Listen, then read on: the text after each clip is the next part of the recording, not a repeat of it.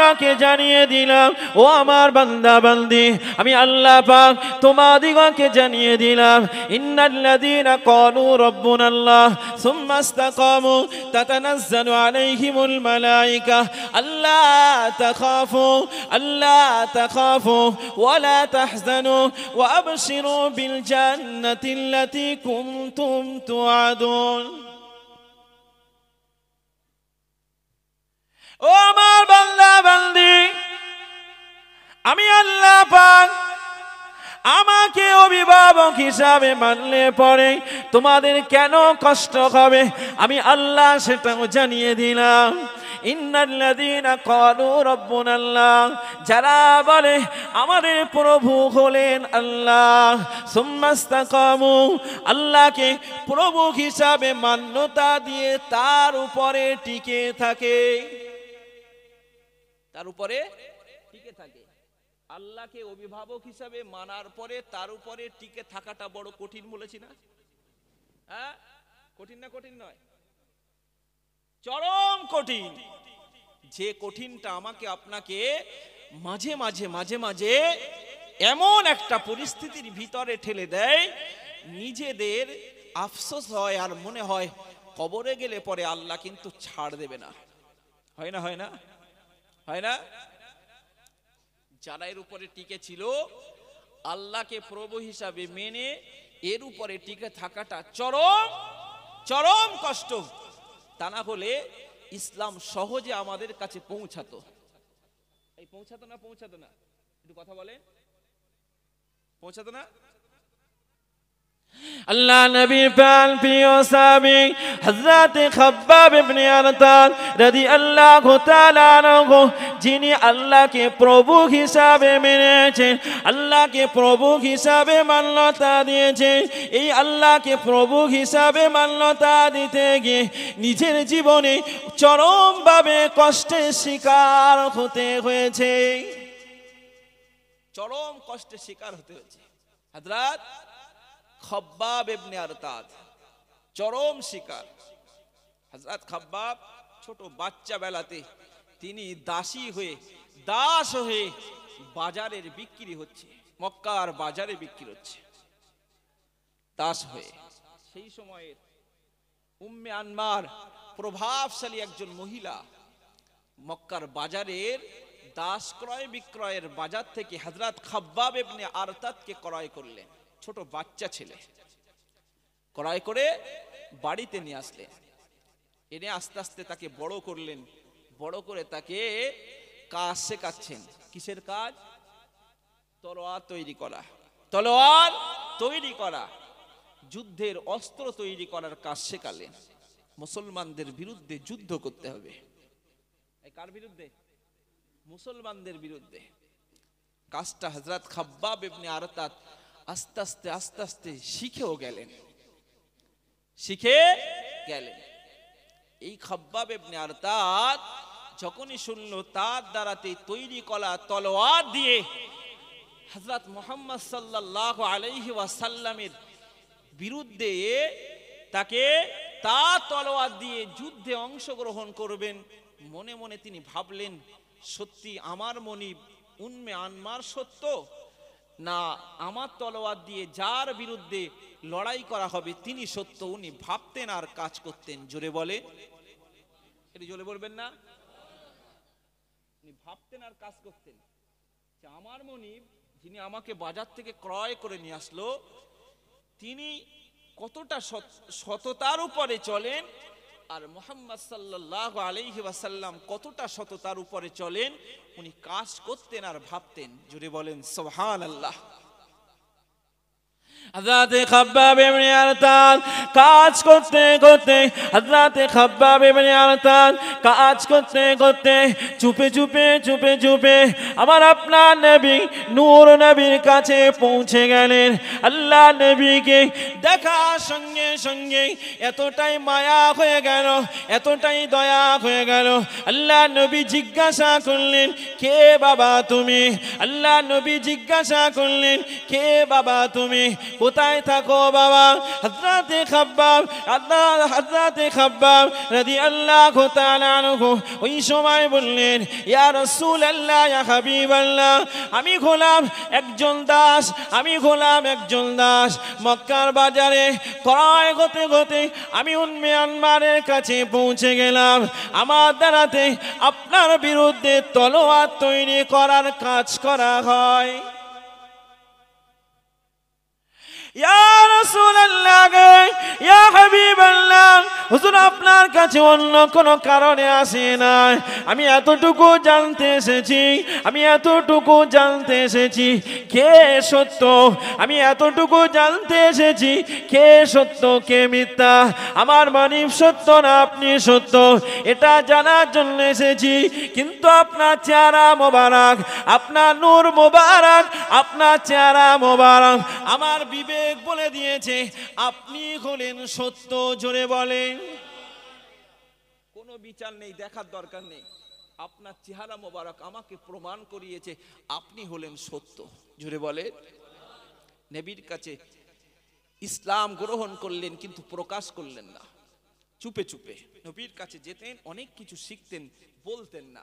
খবরটা উম্মে আনমারের কাছে পৌঁছালো, উম্মে আনমারের কাছে পৌঁছালো যে আপনি যাকে ছোট থেকে মানুষ করেছেন সে আজকে মুহাম্মাদের ধর্মটা গ্রহণ করে নিয়েছে। এবার ভালো রাখবে বলে মনে হয়? যাকে ছোটবেলা থেকে মানুষ করে করে বড়, তিল তিল করে বড় করেছে, তিলে তিলে বড় হলো, এখন সে আমার বিরোধিতা, রাগ হবে না? চরম রাগ হবে। রাগ আর সহ্য করতে পারলেন না, লোক লস্করদেরকে নিয়ে সোজা তার দোকানে পৌঁছালো। হযরত খাব্বাব রাদিয়াল্লাহু তাআলা আনহু তিনি কাজ করছিলেন, আর ওই সময় ভাবছিলেন আমি যে তলোয়ারটা তৈরি করছি, এই তলোয়ার দ্বারাতে আমার নবীর বিরুদ্ধে, আমার নবীর যে সমস্ত সাহাবী রয়েছে তাদের বিরুদ্ধে যাবে, আমি এটা কিভাবে মেনে নিতে পারি? জোরে বলেন। উম্মে আনমা চলে এলেন। উম্মে আনমা চলে আসার সঙ্গে সঙ্গে দেখতে পাওয়া গেল উম্মে আনমা জিজ্ঞাসা করলেন, উম্মে আনমা জিজ্ঞাসা করলেন, ও খাব্বাব বলো না দেখি, তুমি নাকি আমাদের ধর্ম ত্যাগ করে দিয়েছো, তুমি নাকি আমাদের ধর্ম ত্যাগ করে দিয়েছো। হযরতে খাব্বাব কতটা সাহসিকতা দেখেন, কতটা মন মানসিকতা দেখেন, কতটা বদান্যতা দেখেন, কতটা উদার মনের মানুষ দেখেন। হযরতে খাব্বাব মিথ্যা কথা বলে না গো। হযরতে খাব্বাব মুখের উপরে জবাব দিয়ে বলেছিলেন, ও আমার মুনিব, ও আমার মালিক, আপনাকে জানিয়ে দিলাম আমি হলাম সততার ধর্মটা গ্রহণ করে নিয়েছি। ওই সময় দেখতে পাওয়া গেল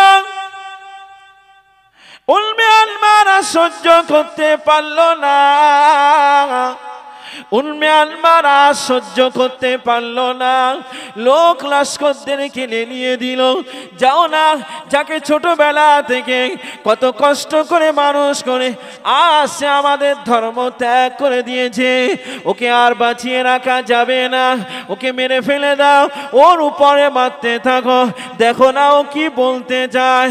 লোকজনেরা আর থাকতে পারল না, লোকজনেরা হযরতে খাব্বাব ইবনে আরতাদের উপরে ঝাঁপিয়ে পড়ল। হযরতে খাব্বাবের উপরে ঝাঁপিয়ে পড়ে ওই সমস্ত লোকেরা কেউ কিল মারতে লেগেছে, ওই সমস্ত মানুষেরা কেউ চড় মারতে লেগেছে, ওই সমস্ত মানুষেরা কেউ লাথি মারতে লেগেছে, ওই সমস্ত মানুষেরা হযরতে খাব্বাব ইবনে আরতাদের দোকানে থাকা যে লোহার টুকরাগুলি রয়েছে ওই টুকরা দিয়ে হযরতে খাব্বাবের মাথাতে আঘাত করতে লেগেছে, কেউ তার হাতুড়ি দিয়ে তার গায়েতে আঘাত করতে লেগেছে। হযরতে খাব্বাব চিৎকার করে আমার আল্লাহকে ডাকতে থাকে। হযরতে খাব্বাবকে জিজ্ঞাসা করা হলো, ও খাব্বাব বলো না দেখি, বলো না, এখনো বলো দেখি, আমাদের উজ্জা সম্পর্কে তোমার ধারণাটা কি? হযরতে খাব্বাব যার গায়ে লোহা দিয়ে মারা হচ্ছে, যার গায়ে হাতুড়ি দিয়ে মারা হচ্ছে, যার গায়ে কিল ঘুষি মারা হচ্ছে, তার শরীরটা ক্ষতবিক্ষত হয়নি বলে মনে হয়? হ্যাঁ, শরীর দিয়ে দাঁড় করে রক্ত বার হয়, দাঁড় করে রক্ত বার হচ্ছে। হযরতে খাব্বাবের ওই দাঁড় করে রক্ত বার হওয়া শরীর নিয়ে বলেছিলেন, উজ্জা সম্পর্কে আমার যা ধারণা ছিল সব ধারণাটাই মিথ্যা। জোরে বলে, জোরে বলবেন না সুবহানাল্লাহ। ওই ধারণা সব আমার কাছে মিথ্যা প্রমাণিত হয়েছে। সে কথা বলতে পারে না, সে মানুষকে উপকার করতে পারে না, সে নিজের খাওয়া নিজে খেতে পারে না, সে খেতেই তো পারে না। হযরতে খাব্বাব মুখের উপরে যেই না বলল, ওদের আর সহ্য হলো না, ওদের আর সহ্য হলো না। হযরতে খাব্বাবকে তারা ওই মুহূর্তে ছেড়ে দিল না, হযরতে খাব্বাবকে তারা ওই মুহূর্তে ছেড়ে দিল না। হযরতে খাব্বাবকে তারা কি করলো, গরম পাথরগুলি নিয়ে আসতে লাগলো, মরুভূমি থেকে গরম গরম পাথর নিয়ে আসতে লাগলো। ওই পাথরগুলি তারা জ্বালাতে লেগেছে। পাথর ফোটালে পরে কেমন গরম হয় বলেন তো? একটু হাঁড়িতে দিয়ে পাথর ফোটাবেন। কি ফোটাবেন? পাথর। যে পাথর জাহান্নাম জ্বালানো হবে কি দিয়ে বলেন তো? একটু কথা বলেন। ওয়াকুদুহান নাসু ওয়াল হিজারা, মানুষ এবং পাথর দিয়ে। মানুষ এবং পাথর দিয়ে কি জ্বালানো হবে? একটু কথা বলেন। জাহান্নাম জ্বালানো হবে না? হযরত ইমামে আযম আবু হানিফা রাহমাতুল্লাহ আলাইহি ঘরের বারান্দায় বসে, কোথায়? ঘরের বারান্দায় বুঝতে শিখেছে, কিন্তু সেইভাবে বুঝতে শিখেছে, জ্ঞান বুদ্ধিও হয়েছে, কিন্তু সেইভাবে তার সেই চিন্তাধারা তেমন ভাবে আসে নাই। ঘরের বারান্দায় ইমামে আযম আবু হানিফা রাহমাতুল্লাহ আলাইহি, কেউ কেউ বর্ণনা করেছেন হযরত ইমাম শাফির ক্ষেত্রেও বলেছেন, হযরত ইমামে আযম আবু হানিফা রাহমাতুল্লাহ আলাইহি ঘরের বারান্দায় বসে বসে দেখলেন মা জননী রান্না করছেন। কি রান্না করছেন? আম্মা জান রান্না করছেন। রান্না করতে যে দেখলেন প্রথমে বড় বড় কাঠ দিচ্ছে, তো চুলা আর জ্বলে না। কি জ্বলে না? চুলো জ্বলে না। উনি বড় কাঠ বার করলেন, বার করে ছোট ছোট কাঠগুলি আগে দিয়ে চুলোটাকে জ্বালিয়ে নিলেন। হযরত ইমাম আযম আবু হানিফা রাহমাতুল্লাহ আলাইহি হাউ হাউ করে কাঁদতে লাগলেন। হযরত ইমাম আযম আবু হানিফা রাহমাতুল্লাহ আলাইহি হাউ হাউ করে কাঁদতে লাগলেন। অন্য কোনো কারণে নয়, অন্য কোনো কারণে নয়। হযরত ইমাম আযমকে পরবর্তীতে জিজ্ঞাসা করা হয়, ও ইমাম আযম, ও ইমাম আযম, আপনি কেন বারবার জাহান্নামের ভয়ে কাঁদেন? আপনি কেন বারবার জাহান্নামের ভয়ে কাঁদেন? হযরত ইমাম আযম আবু হানিফা রাহমাতুল্লাহ আলাইহি বলেছিলেন, ও আমার ভক্ত মুরিদেরা, আমি যখন ছোট ছিলাম, ওই ছোট অবস্থাতে ঘরের বারান্দায় বসে বসে আমার আম্মা জানের চুলা জ্বালানো, আমার আম্মা জানের উনান জ্বালানোটা আমি লক্ষ্য করছিলাম। আমি দেখলাম আমার মা জননী বড় বড় কাঠগুলি দিয়ে চুলা জ্বালাতে পারে না। তিনি বড় বড় কাঠগুলিকে বার করে নিয়ে ছোট ছোট কাঠগুলিকে আগে চুলার ভিতরে দিলেন, উনানের ভিতরে দিলেন। দেওয়ার পরে চুলাটা জ্বলে উঠলো। আমি ভাবতে লাগলাম, সেখান থেকে আমার মনে উদয় হয়, সেখান থেকে আমার মনের ভিতরে জাগে, অন্য কোনো কিছু নয়। আল্লাহ পাক তারা জাহান্নামকে জ্বালাতে যে বড় বড় বান্দা বান্দি দিগকে দিয়ে যদি জাহান্নামের আগুনকে না জ্বালাতে পারে, হয়তো আমাদের মতো ছোট মানুষকেও দিতে পারে। চিন্তাধারা কি? এটা চিন্তাধারা।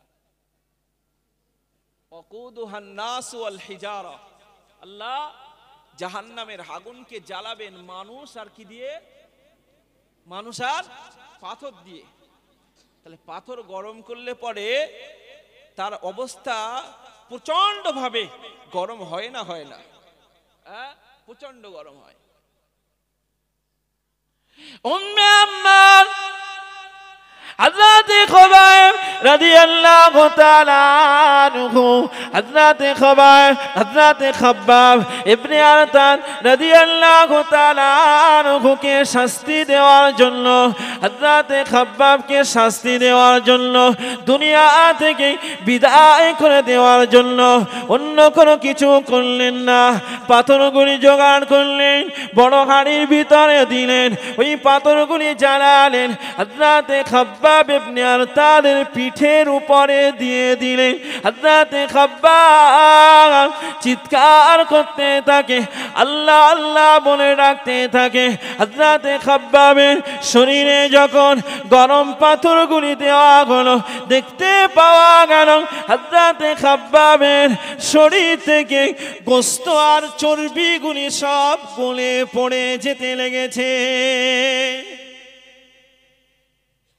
হযরত খাব্বাবকে শুধু ওইভাবে কষ্ট দেয় না, ওইভাবে শুধু কষ্ট দেয় না, হযরত খাব্বাবকে তারা কিভাবে কষ্ট দিল, ওই দোকান থেকে নিয়ে লোহার টুকরাগুলি জ্বালাতে লাগলেন। লোহার টুকরাগুলি জ্বালিয়ে জ্বালিয়ে হযরত খাব্বাবের মাথার উপরে দিতে থাকে। হযরত খাব্বাবের মাথাটা পুড়ে ধোঁয়া বার হতে লেগেছে, কিন্তু চিৎকার দিয়ে অন্য কিছু বলে না গো, অন্য কিছু বলে না গো। চিৎকার দিয়ে আমার আপনার মাবুদকে ডাকতে থাকে। একটু জোরে হবে না? নারে দেখবে কাকে ডাকছে? ইন্নাল্লাযীনা ক্বালু রাব্বুনাল্লাহ, যারা বলে আল্লাহ আমাদের প্রভু, সুম্মাস্তাকামু, এর উপরে টিকে থাকে। এই টিকে থাকাটা বড় কষ্টের না কষ্টের নয়? হযরত খাব্বাব ইবনে আরতাদের মাথাতে যখন দিচ্ছে, মাথা থেকে ধোঁয়া বার হচ্ছে, আল্লাহর কাছে বলছেন, আল্লাহ আপনি দেখছেন, সব কিছু দেখছেন, ওরা আমাকে কিভাবে শাস্তি দিচ্ছে, ওরা আমাকে কিভাবে কষ্ট দিচ্ছে, আপনি তো সব কিছু দেখছেন। আল্লাহ এর প্রতিশোধ আপনার কাছে ছেড়ে দিলাম, কিভাবে নেবেন সেটা আপনার উপরে ছেড়ে দিলাম। জোরে বলে। ওই খাব্বাব ইবনে আরতাদ রাদিয়াল্লাহু তাআলা আনহু, আল্লাহ তার দোয়াকে ফেরত দেয়নি। টিকে থাকলে বড় কাজ হয়। এই টিকে থাকলে আল্লাহ তার ফল দেবেন না, দেবেন না? পরবর্তীতে কোরআনের আয়াতেই বলে দেওয়া হয়েছে দেবেন। হযরত খাব্বাব রাদিয়াল্লাহু তাআলা আনহু আল্লাহর কাছে দোয়া চেয়েছেন, আল্লাহ আপনাকে অভিভাবক হিসাবে মেনেছি, আপনাকে প্রভু হিসাবে মেনেছি, আল্লাহ মানার জন্য এরা আমাকে বড় কষ্ট দেয়, এরা আমাকে বড় কষ্ট দেয়। মাবুদ গো, আপনি এই কষ্টটা নিজে চোখে দেখে রাখুন, এর যাবতীয় দায়িত্ব আপনার কাছেই ছেড়ে দিলাম। পরবর্তীতে উম্মে আনমার আল্লাহ পাক এমন একটা রোগ দিয়েছেন। কি দিয়েছেন? এমন একটা রোগ দিয়েছেন, কুকুর যেমন ঘেউ ঘেউ করে, কুকুর যেমন ঘেউ ঘেউ করে, ঠিক পাগল হয়ে গেলে, কুকুর যখন হন্যে হয়ে গেলে ঘেউ ঘেউ করে, ও কোথায় ডাকে তার অস্তিত্ব পাওয়া যায় না। আল্লাহ এমন একটা রোগ দিলেন, বাড়ির ভিতরে উম্মে আনমারকে আর দাঁড়ানোর মতো পরিস্থিতি নেই। জোরে বলেন সুবহানাল্লাহ। ওই উম্মে আনমারকে দেখা গেল আমার আল্লাহ পাক তার প্রতি এমন শাস্তি দিয়ে দিল, তার প্রতি এমন শাস্তি দিয়ে দিল, যেভাবে হযরত খাব্বাবকে ওরা মেরেছে, যেভাবে হযরত খাব্বাবকে ওরা শাস্তি দিয়েছে, যেভাবে হযরত খাব্বাবের উপরে টর্চার করেছে, যেভাবে হযরত খাব্বাবকে ওরা জুলুম করেছে, আল্লাহ পাক তার প্রতিশোধ ঠিক সেইভাবেই নেবেন। আল্লাহ পাক এমন একটা রোগ রোগ দিলেন। উম্মে আনমার আর বাড়িতে দাঁড়াতে পারে না, উম্মে আনমার আর বাড়িতে দাঁড়াতে পারে না। বাড়ি থেকে বেরিয়ে এখানে সেখানে বেরিয়ে যায়, বাড়ি থেকে বেরিয়ে এখানে সেখানে বেরিয়ে যায়, আর চিৎকার করতে থাকে, আমাকে কেউ বাঁচাও না, আমাকে কেউ বাঁচাও না। রোগটা অন্য কোনো কিছু রোগ নয়, আল্লাহ পাক তার ব্রেনের মাথার যন্ত্রণা রোগ দিয়ে দিলে। ওই উন্মেন কোন ডাক্তার আর কাজ হয় না, কোন ডাক্তার কাজ হয় না। উম্মে আনমারের কোন ট্রিটমেন্ট আর কাজ হয় না। উম্মে আনমারকে একটা ডাক্তারের কাছে নিয়ে যাওয়া হলো, কোনো ওষুধ আর কাজ হয় না, কোনো কিছু কাজ না হলে একটা ডাক্তারের কাছে নিয়ে যাওয়া হলো। সেই ডাক্তারের কাছে নিয়ে যাওয়াতে উম্মে আনমারের চিকিৎসা ট্রিটমেন্টের পরামর্শ দিয়েছেন। ওই ব্রেনটে লোহা গরম করতে হবে, ওই লোহা গরম করে ব্রেনটে দিলে পরে ব্রেনটের যে যন্ত্রণা হয়, মাথার যে যন্ত্রণা হয়, ওই যন্ত্রণাটা একটু কমে যাবে। জোরে বলে, এই জোরে বলবেন না। হযরত খাব্বাবকে কিভাবে কষ্ট দিল? লোহা গরম করে মাথায় দিল, আর ডাক্তার ওকে পরামর্শ দিচ্ছে কি ওর ব্রেনটের যন্ত্রণা একটু কম হবে, সুস্থ হবে না, কম হবে একটু, মাথাতে লোহা গরম করে বাড়িতে গিয়ে ছ্যাঁক দাও। কেন? মাথার যন্ত্রণার থেকে ছ্যাঁক দেওয়াটা আরো কঠিন না কঠিন নয়? একটু কথা বলে, কঠিন না? তাহলে যে রোগ হয় সেই রোগের থেকে আরো কঠিন যদি অন্য কিছু হয়, তাহলে সেই ছোটখাটো যে রোগটা থাকে ওই রোগটা মালুম হয় না, হয় মালুম হয় না। এমনি সাধারণ জ্বর, টাইফয়েড হলে, ম্যালেরিয়া হলে ও সাধারণ জ্বরের কথা আর মনে থাকে না, মনে থাকে? তাই ডাক্তার পরামর্শ দিল, যাও বাড়িতে গিয়ে লোহাটা গরম করে ব্রেনটে ছ্যাঁক দাও, দেখবে মাথার যন্ত্রণা আগেকার থেকে একটু কম হয়েছে। জোরে বলেন সুবহানাল্লাহ। হযরতে খাব্বাব রাদিয়াল্লাহু তাআলা আনহু বলেন, আমি আল্লাহকে প্রভু হিসাবে মেনেছি, আল্লাহকে মাবুদ হিসাবে মেনেছি, অভিভাবক হিসাবে মেনেছি, তার উপরে টিকে ছিলাম। আল্লাহ পাক রব্বুল আলামিন আমার উপরে রহমত নাজিল করেছেন। জোরে বলেন। আল্লাহ কোরআন শরীফে ওই জন্যই বলেছেন, টিকে থাকলে পরে সুম্মাস্তাকামু, সুম্মাস্তাকামু। আল্লাহ বলেন, তাতানাজ্জালু আলাইহিমুল মালাইকা, তাতানাজ্জালু আলাইহিমুল মালাইকা। ও আমার বান্দা বান্দি শুনে নাও, জেনে নাও, ও আমার বান্দা বান্দি শুনে নাও, জেনে নাও, যারা আমি আল্লাহ আমাকে প্রভু হিসাবে মেনে নিয়েছে, সুম্মাস্তাকামু, তারই উপরে টিকে থেকেছে, যত কষ্ট আসুক না কেন, যত বাধা আসুক না কেন, যত কষ্ট আসুক না কেন, তারই উপরে আমার যে সমস্ত বান্দা বান্দি টিকে থাকে, আমি আল্লাহ পাক তার মৃত্যুর সময়ে, তার মৃত্যু সজ্জাতে আমার ওই বান্দা বান্দি যখন মৃত্যু যন্ত্রণায় থাকবে, আমার ওই বান্দা বান্দি মৃত্যু অবস্থাতে থাকবে, আমি আল্লাহ পাক তার কঠিন মৃত্যু যন্ত্রণার সময় আমার রহমতের ফেরেশতা দিগকে পাঠিয়ে থাকি। তাতানাজ্জালু আলাইহিমুল মালাইকা, মৃত্যুর সময় আমি কি করি? মৃত্যুর সময় আমার রহমতের ফেরেশতা পাঠিয়ে থাকি। জোরে বলেন, কিসের জন্য? একটু কথা বলেন, এই কিসের জন্য? বিষয় ভুলে গেলে হবে না, বলো। আল্লাহকে অভিভাবক হিসাবে মানলে আর তার উপরে টিকে থাকলে আল্লাহ বলেন, এর উপরে টিকে থাকার দরুন আমি আল্লাহ কি করি? তার মৃত্যুর সময়ে আমার রহমতের ফেরেশতা পাঠাই। জোরে বলবেন না? রহমতের ফেরেশতা পাঠায়, তার প্রমাণ হয়? প্রমাণ হয়। হযরত খুবাইব ইবনে আদি, আল্লাহ নবীর আরেকজন সাহাবী, আল্লাহ নবীর আরেকজন সাহাবী শত্রুদের হাতে বন্দী হলেন। রে আল্লাহকে প্রভু হিসাবে মানলে আর আল্লাহ পাক রব্বুল আলামিনকে অভিভাবক হিসাবে মানলে আল্লাহ যে ইমানের রোশনিতে ফেলে দেয়, আর সেই শেষ সময়ে মৃত্যুর সময় আল্লাহর রহমতের ফেরেশতা পাঠান, তার প্রমাণ হলো জ্বলন্ত হযরত খুবাইব ইবনে আদি রাদিয়াল্লাহু তাআলা আনহু, আল্লাহ নবীর আরেকজন সাহাবী, শত্রুদের হাতে, কাফেরদের হাতে বন্দী হলেন। কাফেরেরা চক্রান্ত করে আমার নবীকে বললেন, আমরা ইসলাম ধর্ম গ্রহণ করব, আমাদের জন্য কিছু প্রশিক্ষক পাঠান, তারা আমাকে প্রশিক্ষণ দেবেন, আমরা ইসলাম সম্পর্কে জানবো, বুঝবো, তারপরে ইসলাম ধর্ম গ্রহণ করব। এটা ছিল কি? চক্রান্ত। কি ছিল? চক্রান্ত। আমার নবী 10 জনের একজন টিম পাঠালেন, তার ভিতরে ছিলেন হযরতে খুবাইব ইবনে আদি রাদিয়াল্লাহু তাআলা আনহু।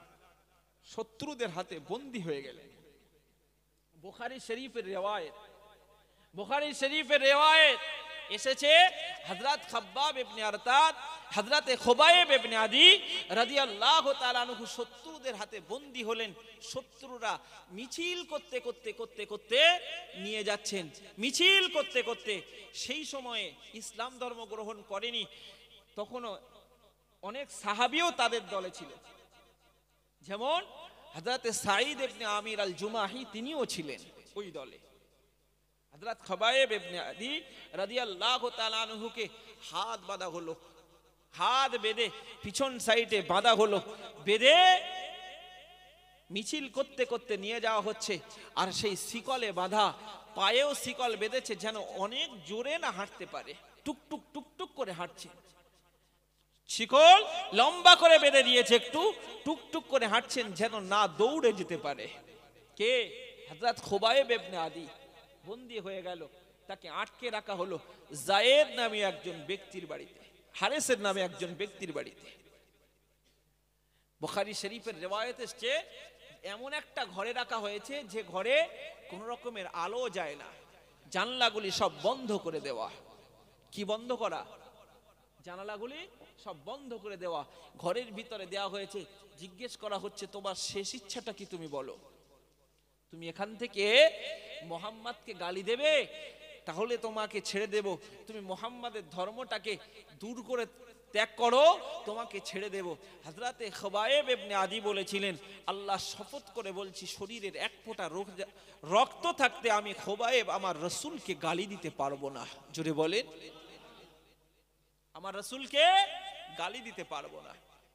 হযরত খুবাইব ইবনে আদিকে ঘরের ভিতরে যখন বন্দী করা হলো, ঘরের ভিতরে যেই বন্দী করে দেওয়া হয়েছে, সেখানে কোনো খাবার দেওয়া হচ্ছে না। সপ্তাহ পার হয়ে গেল, খাবার দেওয়া হচ্ছে না। আল্লাহর ওই সাহাবী, আল্লাহ নবীর ওই সাহাবী হযরত খুবাইব ইবনে আদি, হযরত খুবাইব ইবনে আদি রাদিয়াল্লাহু তাআলা আনহুকে দেখতে পাওয়া গেল।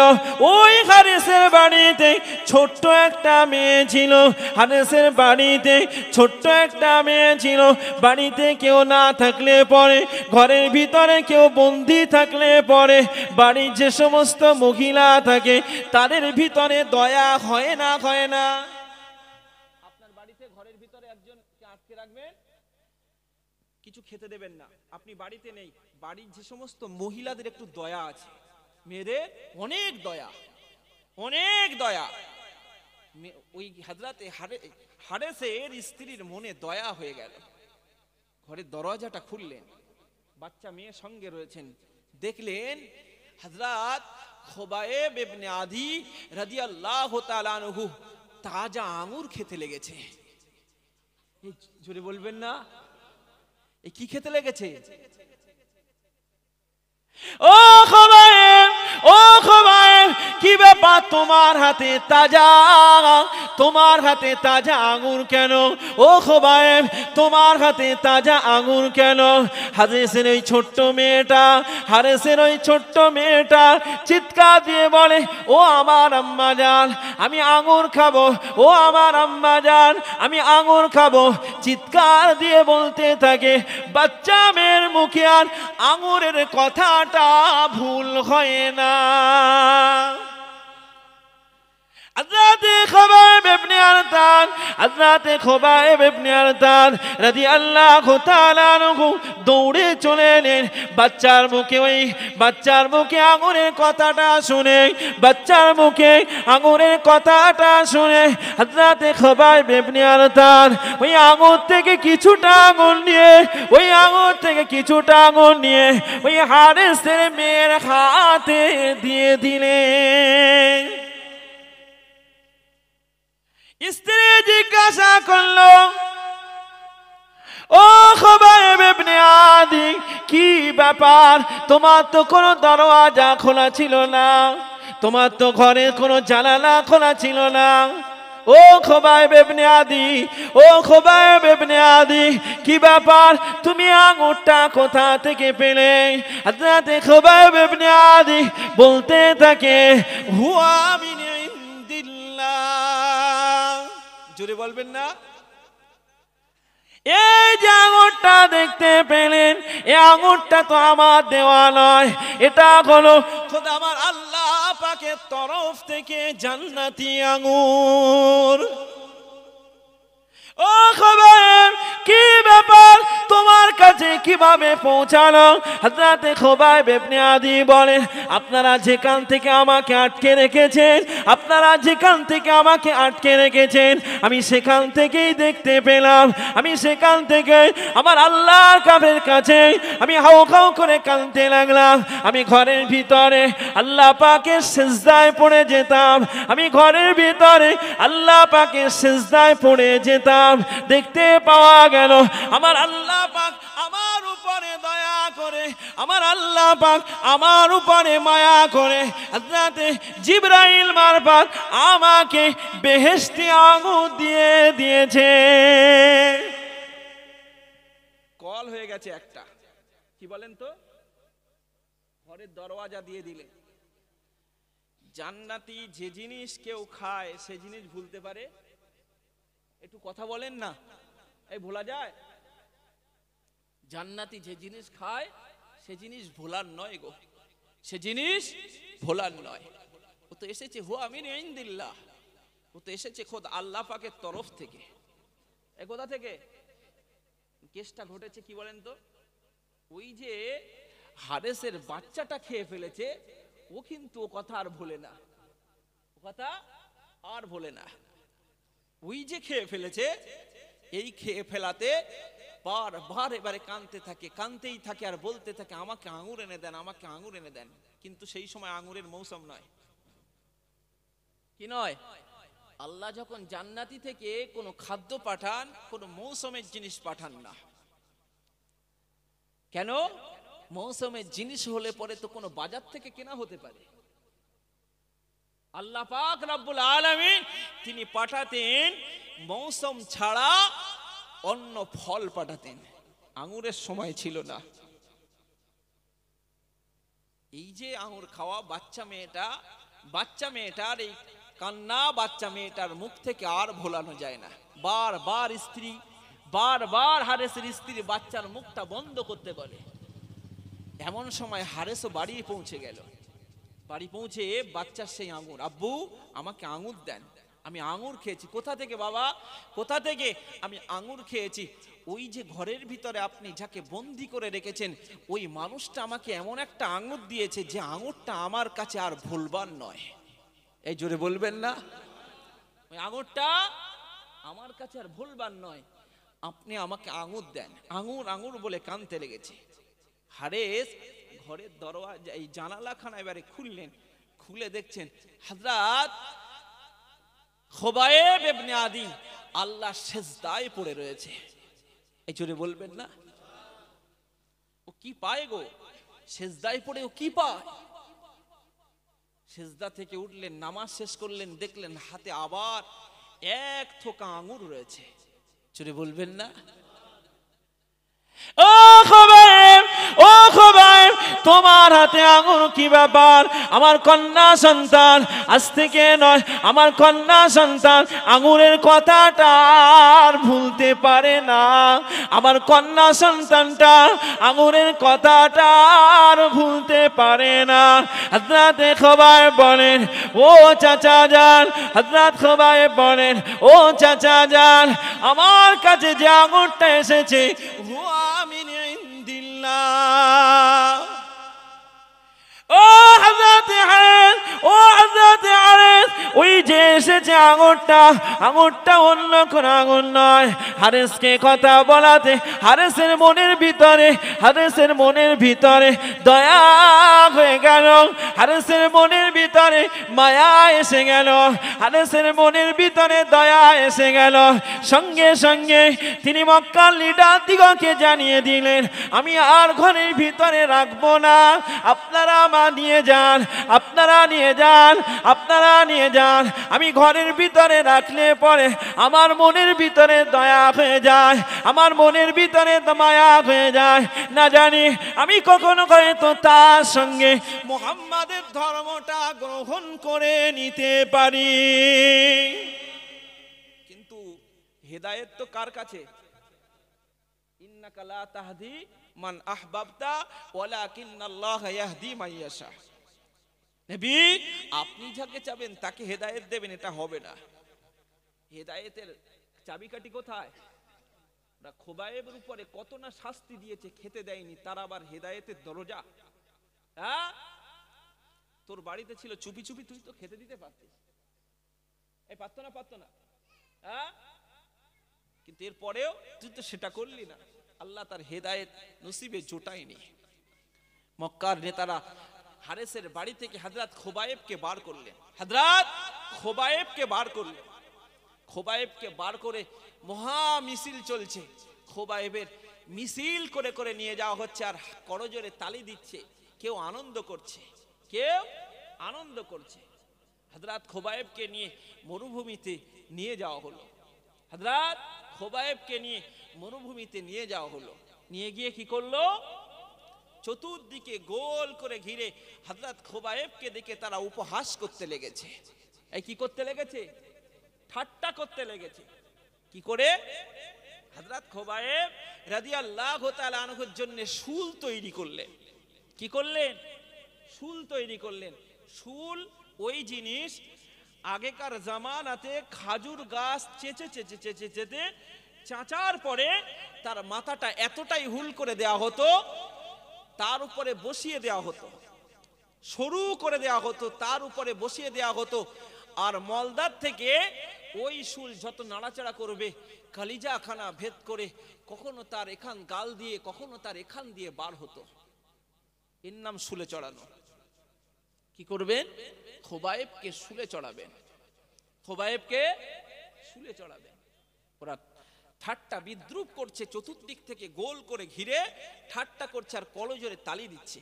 সেই জায়গায় আল্লাহর নবীর একজন প্রাণপ্রিয় সাহাবী, পরবর্তীতে ইসলাম গ্রহণ করেছেন, হযরতে সাঈদ ইবনে আমির ছিলেন। হযরত খোবাইব বারবার অনুরোধ করছেন, তোমরা আমাকে ছেড়ে দাও, আমাকে মেরো না, আমাকে শুলে চড়িও না। আল্লাহ কিন্তু তোমাদিগকে ছেড়ে দেবে না, আল্লাহ আপনাদেরকে ছেড়ে দেবে না। হযরত খোবাইব ইবনে আদি ওদের কাছে ওদের মন মানসিকতা যখনই দেখলেন, ওদের মন মানসিকতাটা যখনই দেখলেন, হযরত খোবাইব ইবনে আদি ওদের কাছে অনুরোধ জানালেন, আপনারা কি আমাকে 2 রাকাত নামাজ আদায় করতে দেবেন? আমি অন্য কোনো কারণে নয়, আমার আল্লাহ পাকের জন্য, আমার আল্লাহ পাকের জন্য 2 রাকাত নামাজ আদায় করব। বেঈমান বেদিনেরা, কুফারের কুরাইশরা হযরত খোবাইব ইবনে আদিকে 2 রাকাত নামাজ আদায় করতে দিলেন। হযরত খোবাইব ইবনে আদি আল্লাহ পাকের সিজদায় গেলেন, সিজদাটা একটু দীর্ঘ করতে যেও করলেন না, নামাজটা তাড়াতাড়ি শেষ করে দিলেন। নামাজটা তাড়াতাড়ি শেষ করে দেওয়ার পরে জনগণ জিজ্ঞাসা করলো, ওই কাফেরেরা জিজ্ঞাসা করলো, ও খোবাইব ইবনে আদি, তুমি তো জানো তোমাকে 2 রাকাত নামাজ আদায় করতে দেয়া হয়েছে। ও খোবায়েব, এই সময় তো তুমি ওই নামাজটা দীর্ঘায়ু করতে পারতে, ওই নামাজটা অনেক লম্বা করতে পারতে, ওই নামাজটা অনেক বড় সূরা দিতে পারতে, ওই নামাজটা অনেক বড় করতে পারতে। হযরত খোবায়েব ইবনে আদি জবাব দিয়েছিলেন, ও কুফারের কুরাইশরা, ও বেঈমান বেদিনেরা, শুনে রেখে দাও, আমি আল্লাহ পাকের এমন একজন বান্দা, মৃত্যুর বিন্দু পরিমাণ ভয় পাই না। নামাজটাকে আমি লম্বা করি না অন্য কোনো কারণে নয়, অন্য কোনো কারণে নয়। তোমরাই আমাকে বলতে মৃত্যুর ভয়ে নামাজটা লম্বা করে দিয়েছে, তোমরাই আমাকে বলতে মৃত্যুর ভয়ে নামাজটা দীর্ঘায়ু করেছে। না না, আমি এই তহমতটা আমার মৃত্যুর সময় আমি নিতে চাই না। জোরে বলবেন না? নামাজ শেষ করলেন, আল্লাহ পাকের দরবারে দোয়া চাইলেন, প্রত্যেকের মুখের দিকে তাকালেন, প্রত্যেকের মুখের দিকে তাকালেন, আর আল্লাহ পাকের দরবারে দোয়া করতে লাগলেন, আল্লাহুম্মা আহসিহিম আদাদান। ও রব্বুল আলামিন, আল্লাহ, এই সমস্ত মানুষ যারা রয়েছে, এই সমস্ত মানুষ যারা রয়েছে, ও রব্বুল আলামিন আল্লাহ পাক, এই শেষ মুহূর্তে আপনার কাছে দোয়া চাইছি, আল্লাহুম্মা আহসিহিম আদাদান। ও রব্বুল আলামিন আল্লাহ পাক, এদের প্রত্যেককে আপনি গুণে রেখে দেন।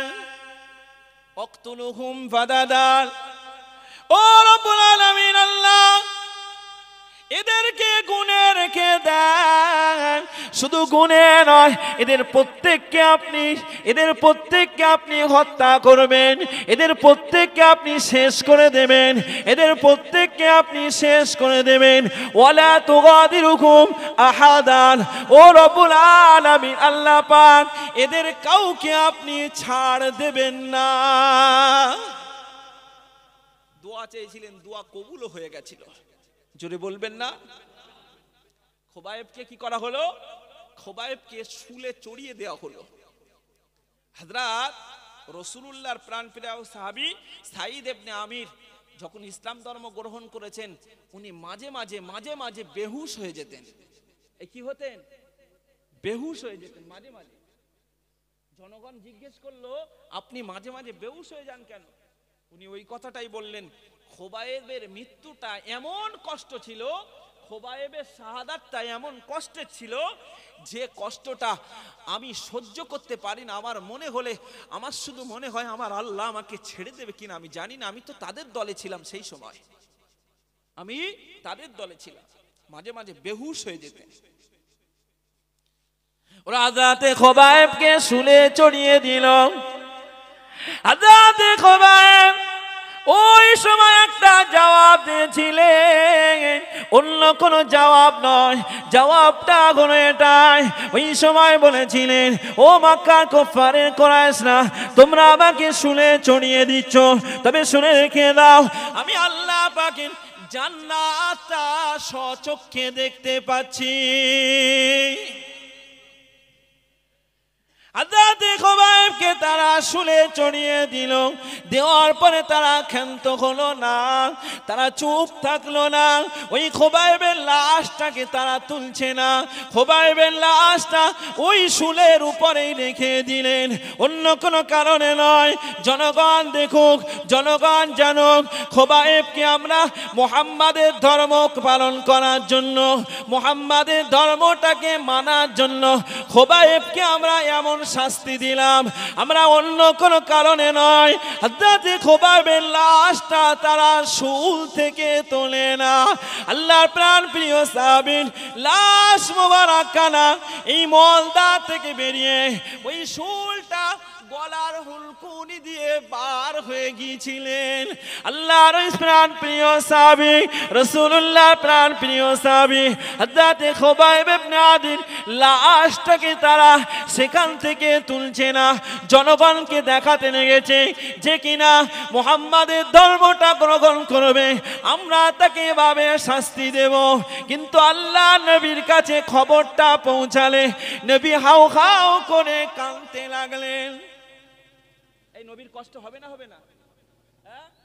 নবী যখন শুনলেন যে খোবায়েবের লাশটা এখনো পর্যন্ত তারা শুলে চড়িয়ে রেখেছে জনগণকে দেখানোর জন্য, যাতে জনগণ ইসলাম ধর্ম না গ্রহণ করে, নবী কাঁদছেন হাউ হাউ করে আর বলছেন, ও সাহাবীরা তোমরা কে আছো?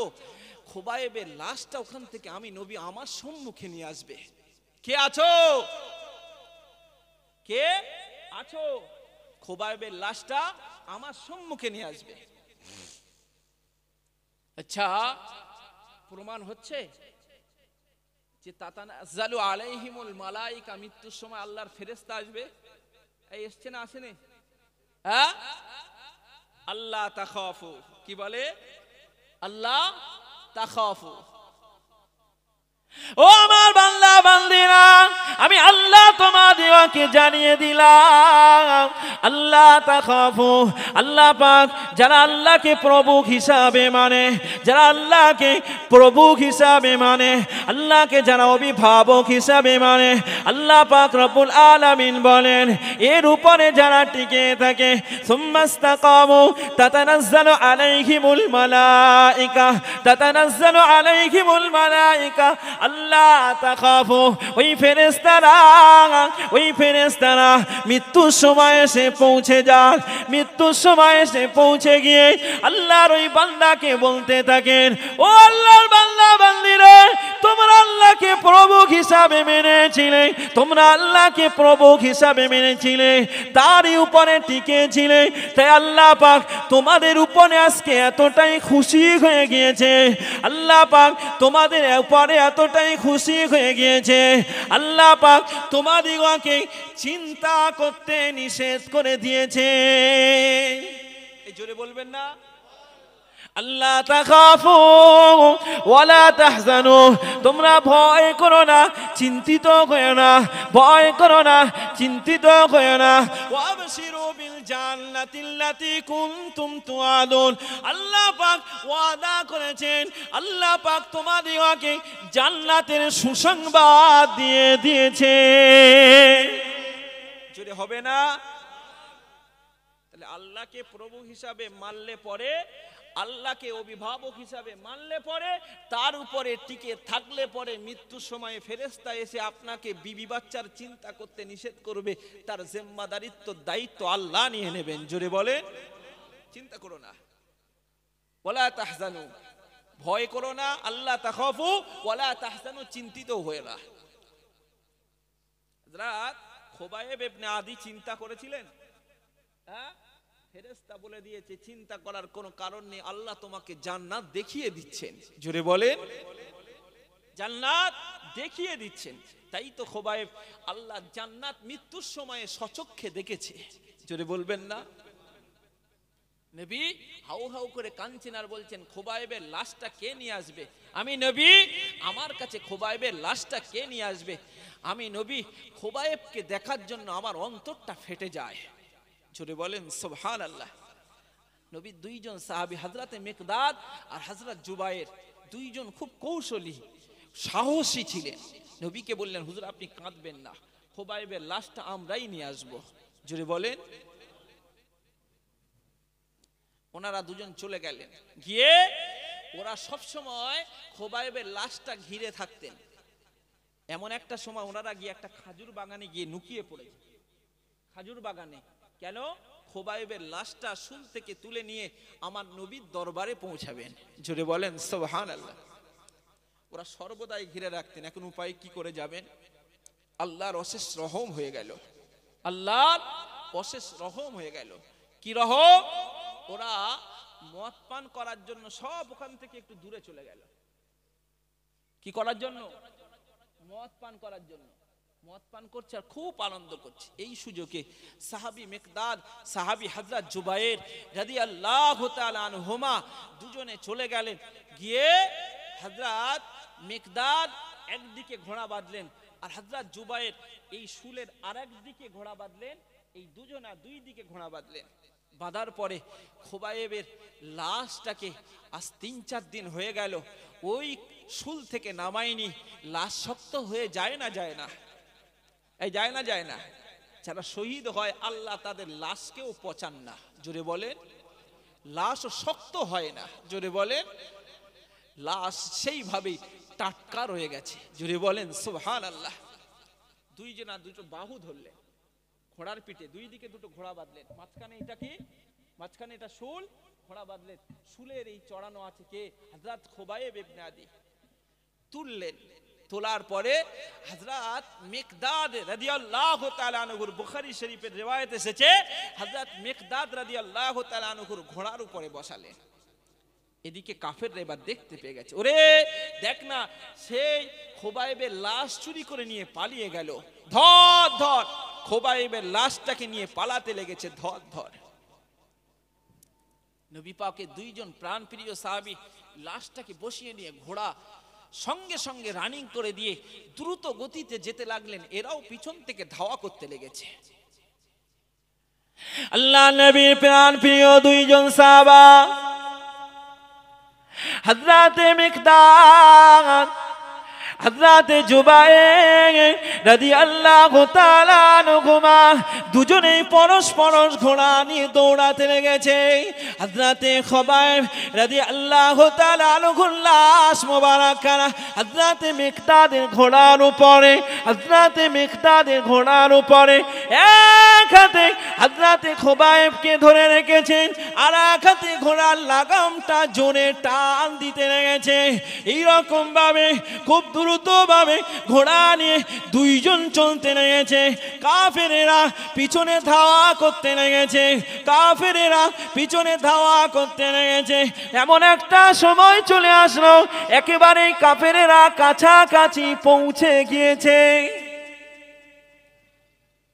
হযরতে মিকদাদ হযরতে জুবায়েরকে বললেন, ও ভাই জুবায়ের, ও ভাই জুবায়ের, এই সময় কি করা যায় ভাই, এই সময় কি করা যায়? ওরা তো আমাদিগকে প্রায় ধরে ফেলেছে।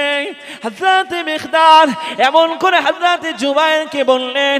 হযরতে জুবায়ের রাদিয়াল্লাহু তাআলা আনহু ওই সময় বলেছিলেন, ও ভাই মিকদাদ, ও ভাই মিকদাদ, ওরাও তো প্রায় ধরে ফেলেছে, এখন কি করা যায়? আল্লাহ নবী দুইজন সাহাবী হযরতে মিকদাদ, হযরতে জুবায়ের দুইজন পরামর্শ করতে লাগলেন, দুইজন পরামর্শ করতে লাগলেন কি করা যায়। হযরতে জুবায়ের বললেন, ভাই, ও ভাই মিকদাদ, আল্লাহ পাক তো কোরআন শরীফের ভিতরে জানিয়ে দিয়েছেন, ওয়ালা তুলকু বিআইদিকুম ইলা তাহলুকা।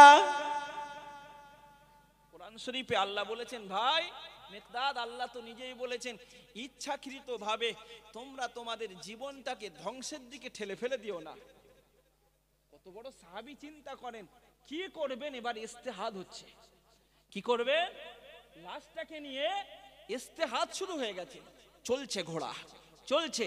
বলছেন, ভাই কি করা যায়? উনি বললেন কি করা যায়। হযরত জুবায়ের বললেন, ভাই কোরআন শরীফে তো আল্লাহ বলেছেন, ওয়ালা তুলকু বিআইদিকুম ইলা তাহলুকা, তোমরা ইচ্ছাকৃত ভাবে নিজেদের জীবন কানা ধ্বংসের দিকে ঠেলে ফেলে দিও না। জোরে বলেন সুবহানাল্লাহ। ঠেলে ফেলে দিও না। হযরতে জুবায়ের এই কথা বলাতে হযরতে মিকদাদ রাদিয়াল্লাহু তাআলা আনহু ওই সময় বললেন, ও ভাই মিকদাদ, আপনি তো ঠিকই বলেছেন, আমরা এখনো হায়াতে রয়েছি, আল্লাহ পাক আমাদিগকে এখন হায়াতে রেখেছেন। হযরতে খোবায়েব রাদিয়াল্লাহু তাআলা আনহু তিনি তো আর দুনিয়াতে বেঁচে নাই, এনাকে নিয়ে তো ইসলামে আর কোনো কাজ হবে না। উনি তো শহীদ হয়ে গেছে, আর কোনো কাজ হবে? ও ভাই মিকদাদ, তাহলে কি করা যায় বলেন? হযরত মিকদাদ রাদিয়াল্লাহু তাআলা আনহু ওই সময় বলেছিলেন, ও ভাই জুবায়ের, আল্লাহ পাক আমাদের দ্বারাতে ইসলামের অনেক কাজ করাতে পারে। নিজে দিগকে যদি আমরা বন্দী হই, ওরা কিন্তু আমাকে দিগকে শুলে চড়াবে ভাই, আমরা কিন্তু ইসলামের জন্য আর কিছু করতে পারবো না। হযরত মিকদাদ জুবায়েরকে বললেন, হযরত জুবায়ের বললেন, ও ভাই মিকদাদ, তাহলে আল্লাহ পাকের উপরে ভরসা করে হযরত খুবাইবের লাশটা জমিনে ফেলে দেন। হযরত মিকদাদ রাদিয়াল্লাহু তাআলা আনহু আল্লাহর উপরে তাওয়াক্কুল করে এই দোয়াটা পড়তে লাগলেন, হাসবুনাল্লাহু ওয়া নি'মাল ওয়াকিল, নি'মাল মাওলা ওয়া নি'মান নাসির। এই দোয়া পড়তে পড়তে হযরত খুবাইবের লাশটা জমিনে ফেলে দিয়েছে। জমিনে ফেলে দেওয়ার সঙ্গে সঙ্গে জমিন খাক হয়ে গিয়ে হযরত খুবাইবকে জমিন গ্রাস করে নিয়েছে। জোরে হবে না? আল্লাহকে অভিভাবক হিসাবে মানলে আল্লাহ তাকে হেফাজত করবে না? করবে না? খোদ লাশ পর্যন্ত আল্লাহ কাফেরদের হাতে রাখেনি। জমিনকে আল্লাহ হুকুম দেন, জমিন খুবাইবের লাশটা তুমি তোমার ভিতরে নিয়ে নাও, কাফেরদের হাতে আর দিও না। অনেক কষ্ট পেয়েছে, অনেক কষ্ট সহ্য করেছে খুবাইব, আত্মাকে দিও না, তার লাশটাকে নিয়ে আর বেইজ্জতি করো না। জমিন ওরা ফেলে দিচ্ছে আর তুমি গ্রাস করে নাও। জোরে বলে। আল্লাহ তো এই জন্যই বলেছেন, যারা আল্লাহকে প্রভু হিসাবে মানবে, সুম্মাস্তাকামু, এর উপরে টিকে থাকবে, মৃত্যুর সময় তাদের ফেরেশতা নাজিল হয়ে বলেন, আল্লাহ তাখাফু, তোমরা ভয় করো না। বিবি বাচ্চার কথা মনে হচ্ছে? হ্যাঁ, ভয় করছো আল্লাহ পরবর্তীতে তোমাদেরকে জাহান্নামে দেবে না জান্নাতে দেবে? ভয় করো না। ওয়ালা তাহজানু, চিন্তিত হয়ে না পরিবারের জন্য। আল্লাহ তাখাফু ওয়ালা তাহজানু ওয়া আবশিরু বিল জান্নাতিল্লাতী কুনতুম তুআদুন। তোমরা, আল্লাহ পাক ওয়াদা করেছেন তোমাদের জন্য জান্নাতের সুসংবাদ দিয়ে দিয়েছেন। যদি বলেন, তাহলে আল্লাহ পাক রব্বুল আলামিনকে আমরা প্রভু হিসাবে মানবো না মানবো না? হ্যাঁ, আল্লাহু ওয়ালিয়ুন, আল্লাহ হলেন অভিভাবক, আল্লাযীনা আমানু, যারা ঈমানদার, ইখরিজুহুম মিনাজ যুলুমাতি ইলান নূর। আল্লাহর কাজ হলো কি করা? কি করা? অন্ধকার থেকে টেনে আলোর রোশনিতে দেওয়া। তার মানে কুফরিতে যত গুনার কাজ রয়েছে সেই সমস্ত গুনার কাজ থেকে টেনে বার করে আল্লাহ ঈমানের রোশনিতে ফেলে দেওয়া। জোরে বলেন সুবহানাল্লাহ। যারা এই কাজটার উপরে টিকে থাকবে, এই টিকতে গেলে কিন্তু কষ্ট হয়, আমি প্রথমেই বলেছি, হয় না? হয় না? হ্যাঁ, বিবি বাচ্চার কথা মনে হয়, কত কিছু মনে হয়। দুনিয়াতে সংসার করতে যে অনেক হারাম পথে আমাদের উপার্জন হয়ে যায়, টিকে থাকাটাও মুশকিল। কিন্তু আল্লাহর কোন বান্দা যখন ছড়িয়ে ছিটিয়ে কোনো গুনার কাজে ব্যস্ত হয়ে যায়, আল্লাহ পাক তখন নিজেই কষ্ট পান, অনেক কষ্ট পান। আমার বান্দাকে আমি কত নেয়ামত করে পাঠিয়েছি, কত নেয়ামত করে পাঠিয়েছি। ফেরেশতারা বিরোধিতা করেছিল, আমি আল্লাহ সে জায়গায় বলেছিলাম, ইন্নী আ'লামু মা লা তা'লামুন। ফেরেশতা, আমি আল্লাহ যা জানি তোমরা তা জানো না। জোরে বলেন সুবহানাল্লাহ। আল্লাহ আমাদের বড় নেয়ামত করে পাঠিয়েছেন। আল্লাহ আমাদের বড় নেয়ামত করেছেন, শেষ নবীর উম্মত করেছেন, আখির নবীর উম্মত করেছেন। পৃথিবীতে আল্লাহ কোন ধর্ম অন্য ধর্মে পাঠায়নি, তার মনোনীত ধর্ম আল্লাহ পাক পাঠিয়েছেন না পাঠায়নি? এই পাঠিয়েছেন না পাঠায়নি? অন্য অন্য ধর্মের শেষকৃত্য মানে মৃত্যুর সময়ে যা হয়, আল্লাহ পাকের শুকরিয়া আদায় করছি, আল্লাহ পাক আমাদিগকে তার সম্মানজনক দিয়েছেন। এই দিয়েছেন না, দেন সম্মান দিয়েছেন না? অন্য অন্য ধর্মের তাদের গোসলই দেওয়া হয় না, দুধের করা, ওইভাবে ময়লা লেগে আছে, ওইভাবে দে, মুড়ে দিয়ে পার করে দে। কিন্তু আল্লাহ পাক এতটা ইজ্জত সম্মান দিয়েছেন, আপনি গুনাহগার, তাই কি হয়েছে? আপনি মুসলমান, তো আপনাকে ইজ্জত করা হবে, আপনাকে সম্মান করা হবে, আলতু ভাবে আপনাকে গোসল করানো হবে, জোর করে নয়। শরীরটা দলা হয় আলতু ভাবে, তো হ্যাঁ, শরীরটা দলা হয়, কত ইজ্জতের সঙ্গে আপনাকে সুরমা লাগানো হচ্ছে, কত ইজ্জতের সঙ্গে আপনাকে আতর লাগানো হচ্ছে, কত ইজ্জতের সঙ্গে আমাকে আপনাকে কাফন পরানো হবে, কত ইজ্জতের সঙ্গে যদিও বায়ু হয়ে যায়, যদিও কোনো পায়খানা বেরিয়ে যায়, কোনো নোংরা বেরিয়ে যায়, তারপরেও আবার সেটাকে পরিবর্তন করার জন্য ইজ্জত দিয়েছেন না দেয়নি? সম্মান দিয়েছে না? কুকুর বিড়ালের মতো আল্লাহ পাক তো পুঁতে দিতে বলেনি, বলেছে? তাহলে এর পরেও আমরা যারা দুনিয়াতে আছি, আল্লাহ নাফরমানি করে চলছি, আল্লাহ পাক রব্বুল আলামিনকে অভিভাবক হিসাবে মানলাম বলে মনে হয়? অভিভাবক হিসাবে না মানলে যদি শয়তান অভিভাবক হয়, শয়তানের কাজ হলো ইত্যাদি নোংরামিতে জড়িয়ে দেওয়া। আল্লাহ আমাদের তৌফিক দেন, আল্লাহ আমাদের ঈমানে মজবুতি করে দেন, আল্লাহকে অভিভাবক হিসাবে মানার মতো তৌফিক দেন। বলেন আল্লাহুম্মা আমিন। আল্লাহ আমাদিগকে দুনিয়া এবং আখিরাতে চিন্তা দুনিয়াতে করার মতন তৌফিক দেন। বলেন আল্লাহুম্মা আমিন। দুনিয়াতে দুনিয়াদারি করব, কিন্তু চিন্তা করে আখিরাতের জন্যও চিন্তা করব। দুনিয়াতে করব না করব না? কথা বলেন, এই করব না করব না? আল্লাহ নবীকে আল্লাহ পাক রব্বুল আলামিন বলেছেন, নবী যদি তারা আপনার কথা না মানে, ফাইন তাওয়াল্লাউ ফামা আরসালনাকা আলাইহিম হাফিযা, আপনার এই দায়িত্ব নেই যে আপনি বারবার তাকে টেনে এনে তাকে হেফাজত করে রাখবেন। বেরিয়ে গেছে তো যাক, বেরিয়ে গেছে তো যাক। নবী পাক সাল্লাল্লাহু আলাইহি ওয়াসাল্লামকে কেবল পৌঁছানোর দায়িত্বটাই দিয়েছিলেন, তাই তিনি পৌঁছে গেছেন। আল্লাহ পাক রব্বুল আলামিন আজ থেকে ১৫০০ কম বেশি ১৪৫০ বছর পূর্বে নবী এসেছেন, আর তারপরেও নবীর প্রতি আমাদের ভালোবাসা আল্লাহ অটুট রেখেছেন। বলেন না আলহামদুলিল্লাহ?